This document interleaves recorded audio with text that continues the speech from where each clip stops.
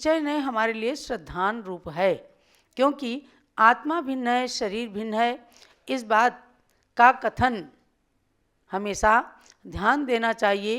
12 भावनाओं को आप पढ़ते हैं तो उसके अंदर सब कुछ आ जाता। अनित्य, अशरण, संसार, एकत्व भावना के अंदर जहाँ देह अपनी नहीं तहाँ न अपना कोय, सब आप पढ़ लेते हैं कि अपना शरीर भी अपना नहीं है तो दूसरा कौन अपना हो सकता है।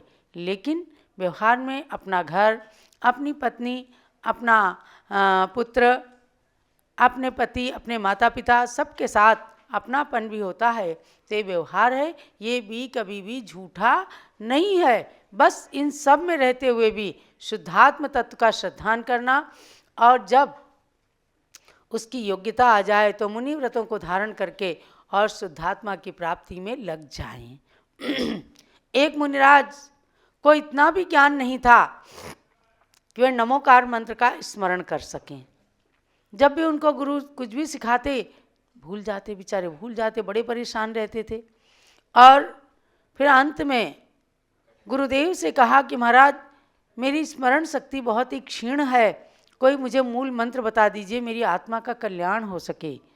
उन्होंने कहा ठीक है, तुम केवल इतना पढ़ो, तुस्मास भिन्नम, तुस्मास भिन्नम, तुस्मास भिन्नम।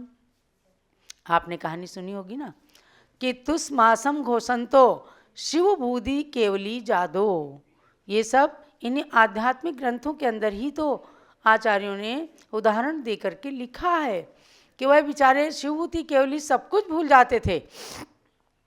जब तुस्मास भिन्नम, तुस्मास भिन्नम कहते कहते खूब रटते रटते ध्यान में लीन हुए, बोले हाँ अब तो ये तो याद हो गया, तुस्मास भिन्नम। फिर एक दिन भ्रमण कर रहे थे, जा रहे थे कहीं, भूल गए वे कि गुरु ने क्या बताया था, मैं भूल गया। अब जब रास्ते में जा रहे होते हैं, एक झोपड़ी के पास पहुंचते हैं तो वहाँ एक बूढ़ी माँ वो उड़द की दाल धो रही है और उसको छिलके से अलग कर रही है, उड़द को, दाल को। उन्होंने कहा कुछ गुरुदेव ने ऐसा ही तो बताया था, भिन्न है भिन्न है। तो उनने उस माँ से पूछा कि माँ आप ये क्या कर रही हैं। उन्होंने कहा देखो ये तुस है छिलका, और मांस माने उड़द है, ये उड़द है और ये इसका छिलका है, इसको भिगोया हमने और अब इसको रगड़ रगड़ करके इससे अलग कर रही हूँ और फिर इसे सुखा करके इसके पापड़ बना लूँगी। तो उन्होंने कहा इसको क्या कहते हैं, बोले तुष, छिलके को, और इसको क्या कहते हैं जो दाल है, मांस। बस उन्होंने कहा अब मुझे कुछ भी नहीं करना है, भोजन भी नहीं करना है, भोजन के साथ मैं सब ये पार्ट खा जाता हूँ।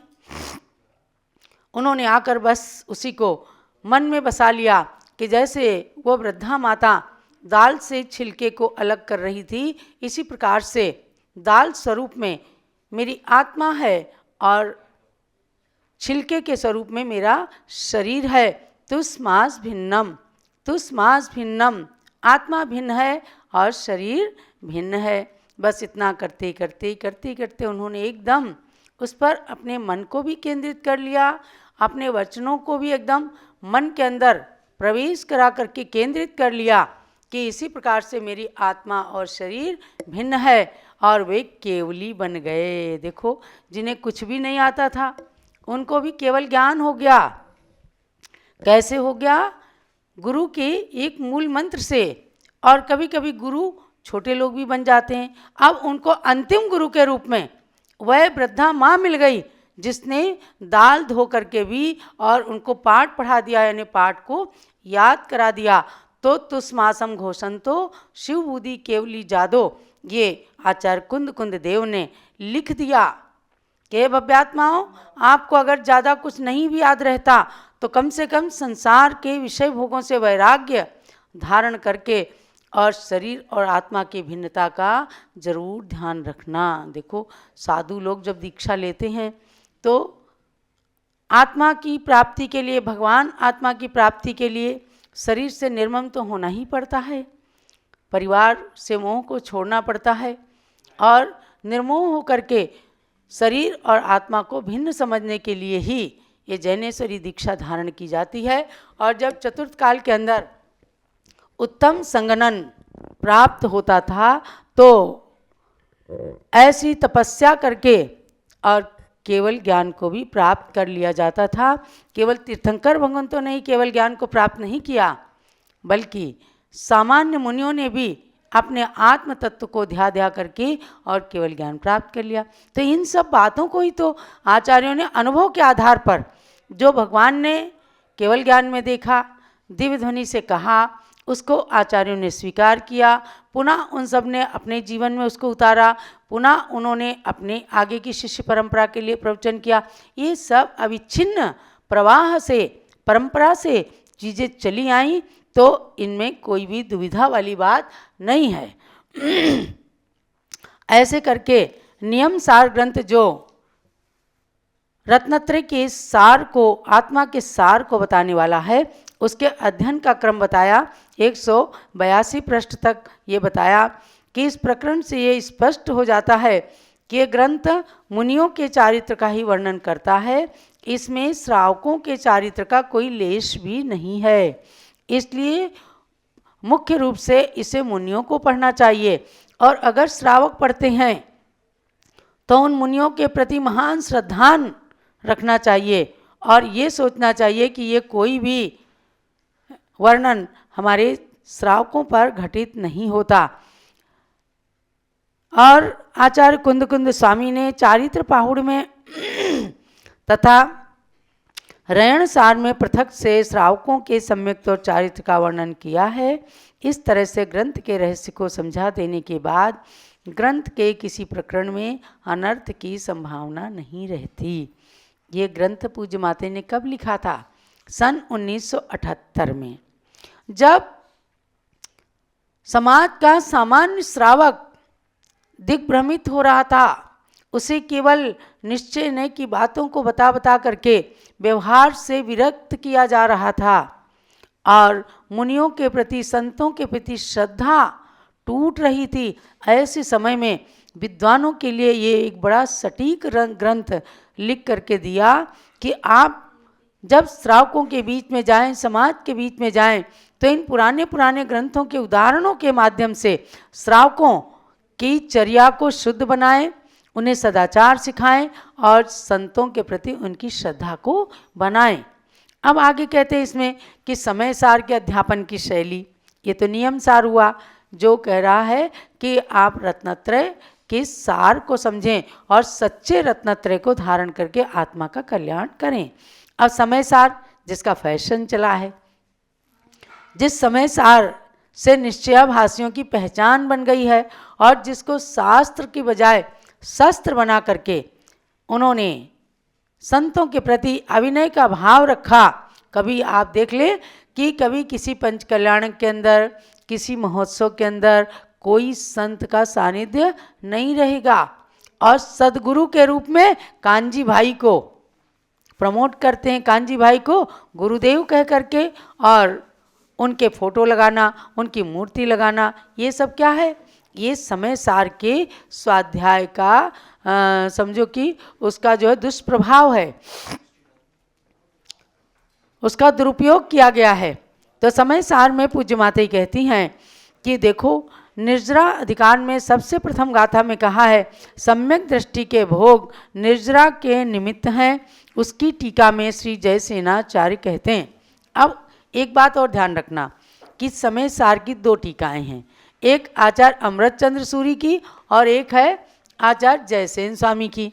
तो अमृतचंद्र सूरी की जो संस्कृत टीका है उसमें गुणस्थानों को नहीं खोला, क्योंकि वो एक उत्तम रीति की बृहद संस्कृत, कठिन संस्कृत टीका है। उसको केवल पढ़ करके जो पूरे अर्थ को नहीं समझते, माता जी ने तो जब आप समय सार की उस टीका को पढ़ेंगे जगह जगह उसको खोला है, लेकिन अब जैसे एक ही चीज़ कह दिया कि सम्यक दृष्टि के भोग निर्जरा के निमित्त हैं। अब इतना सा लेकर के और लोग उसका विरूप करने लगते हैं कि भैया हम तो सम्यक दृष्टि हैं, लेकिन हमारे भोग जो हैं निर्जरा के निमित्त हैं, हमें कोई त्याग संयम लेने की आवश्यकता नहीं है। परंतु कौन सा सम्यक दृष्टि?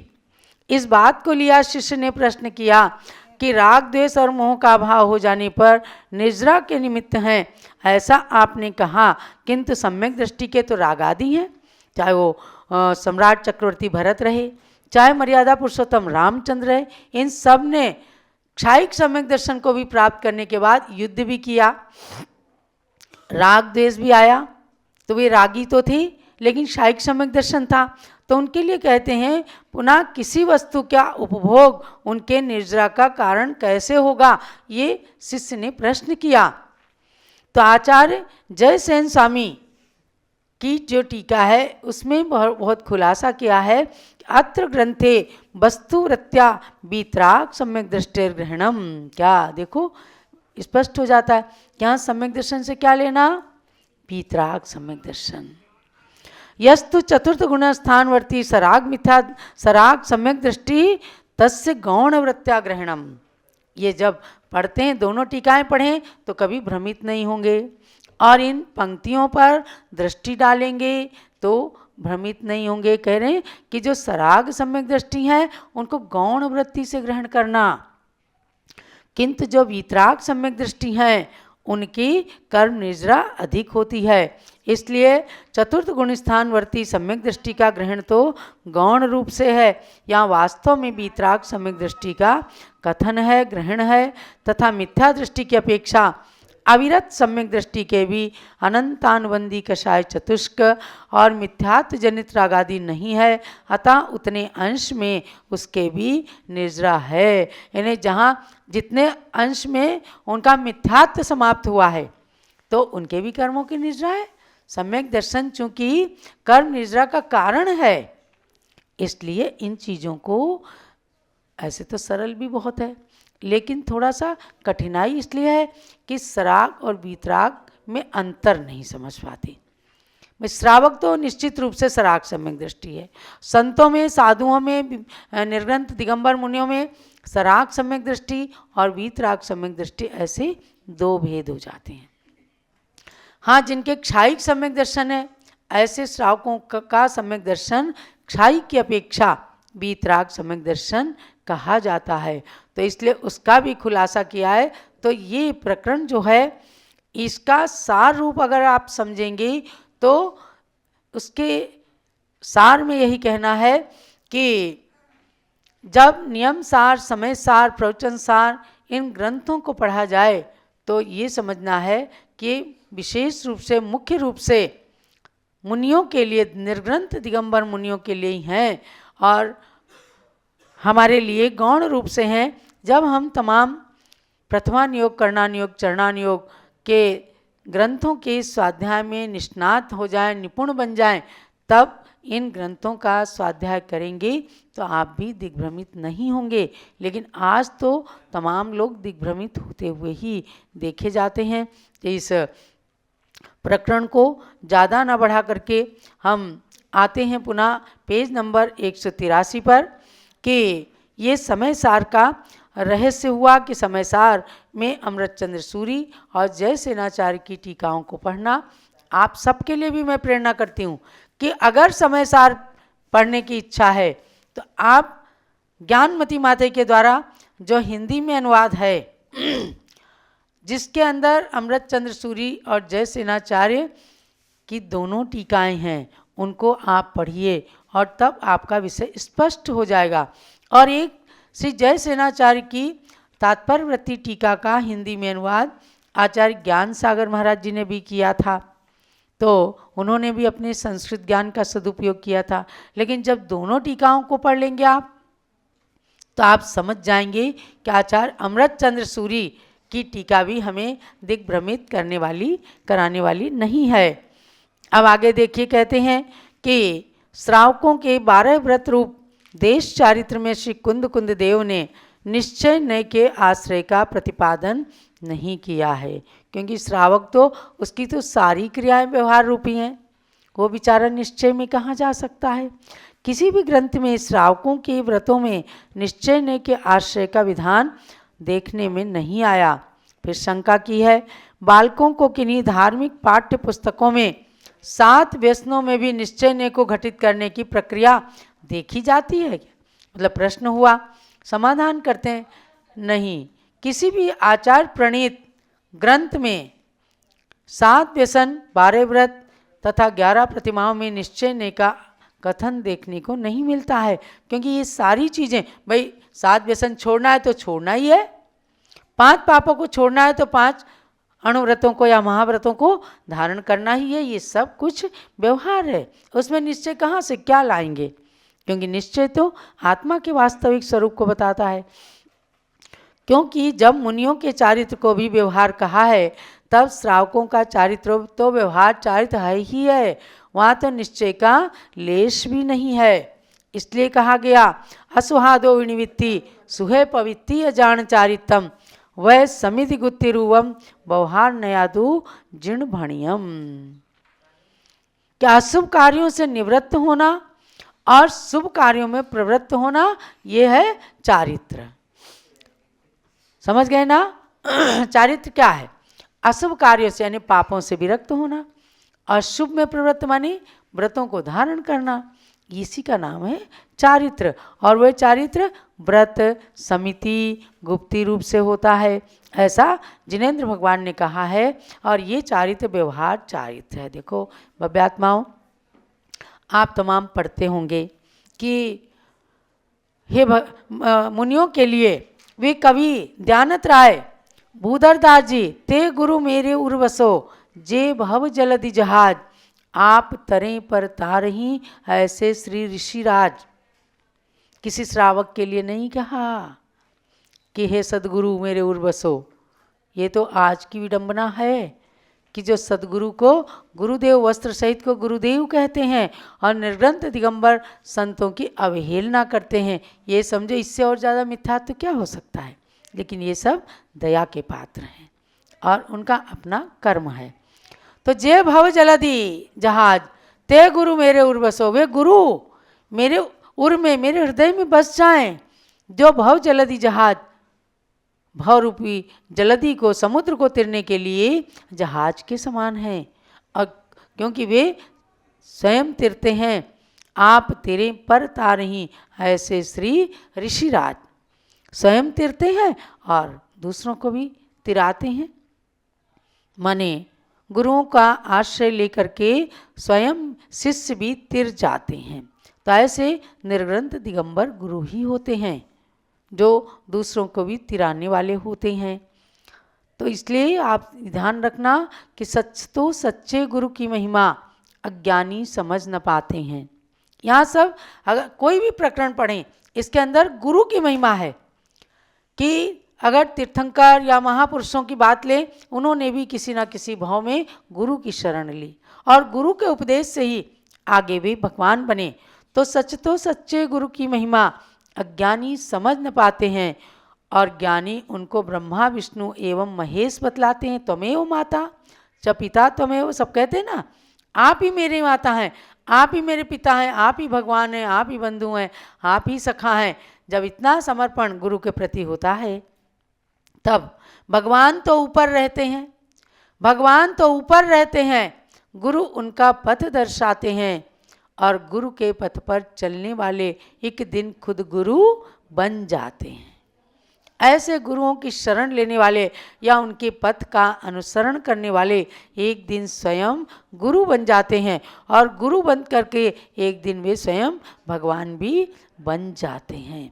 ऐसे गुरुओं की वाणी के अनुसार, कुंद कुंद स्वामी के अनुसार, भगवान महावीर की वाणी को जिन गौतम स्वामी ने झेला और उन्होंने द्वादशांग रूप से निबद्ध किया, उन्होंने अपने आगे के आचार्यों को दिया।